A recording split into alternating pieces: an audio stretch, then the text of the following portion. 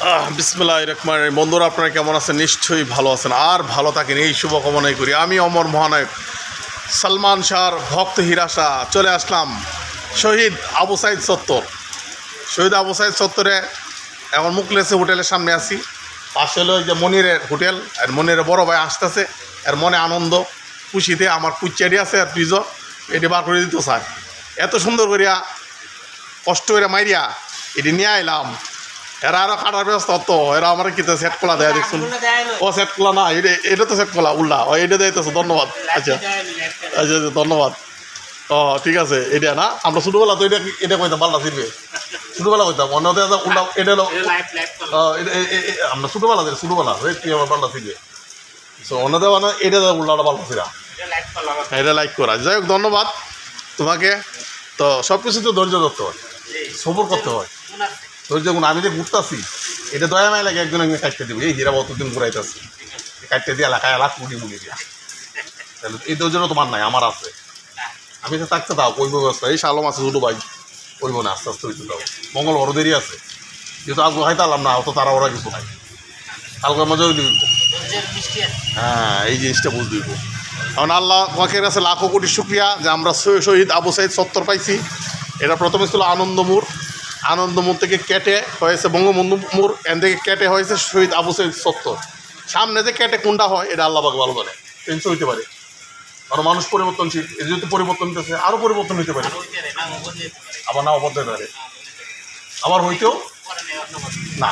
যেহেতু ছাত্র আন্দোলন, ছাত্রদের সাথে 1952 সালে ভাষা আন্দোলনে পাকিস্তানিরা টিকে নেয়, পশ্চিম পাকিস্তানিরা 69 অভ্যুত্থানে সে পশ্চিম পাকিস্তানে টিকে নেয়। 71 স্বাধীনতা বিজয় দিবস থেকে শুরু করে একদম স্বৈরশাসক এরশাদ আন্দোলন 90 দশক শুরু করে আমরা 24 সালেটা দেখলাম। বাবা রে বাবা, আন্দোলন কারে কর।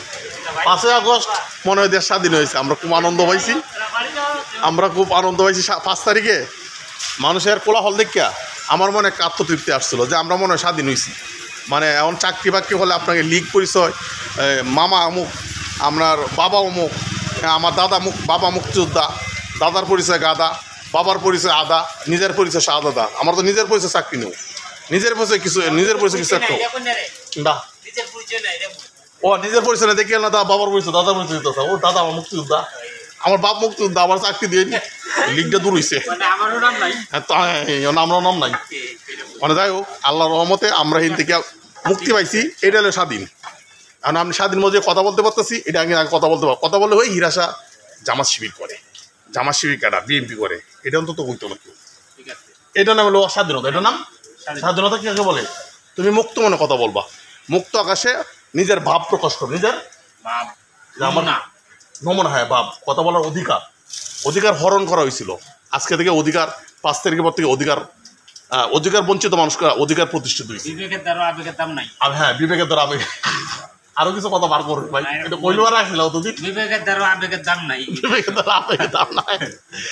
এমন কথা হলো 2 দিনই আজকে আছি, কালকে থাকবো না। দুনিয়াটা থাকার জায়গা না। আমরা না, তবে দুনিয়াতে বিচার হয়। তোমার সাথে খারাপ ব্যবহার করলে এই যে আমি কুচ্চারে তুই গেলাম বড় হইলাম, আমার সাথে খারাপ ব্যবহার করো শেষ করি। খারাপ ব্যবহার যদি করো তাই রেজাল্ট লইব খারাপ, আর আমার সাথে ভালোবাসা দেওয়া রেজাল্ট লইব ভালো।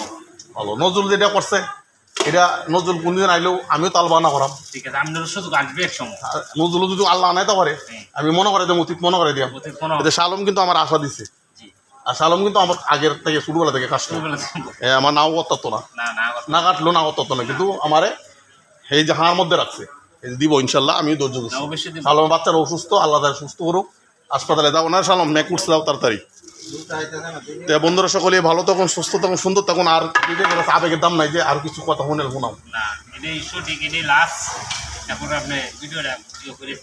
আচ্ছা, তো ধন্যবাদ সকলেই। ভালো তখন, সুস্থ তখন, সুন্দর তখন। জি জি, দোয়া করবেন আমার জন্য, ওর জন্য দোয়া করবেন। মনিরের বড় ভাই, এই যে হোটেল, এই যে আবু শহীদ আবু সাইদ চত্বর থেকে আমরা বিদায় নিলাম। আসসালামু আলাইকুম। আসসালামু আলাইকুম রহমতুল্লাহ।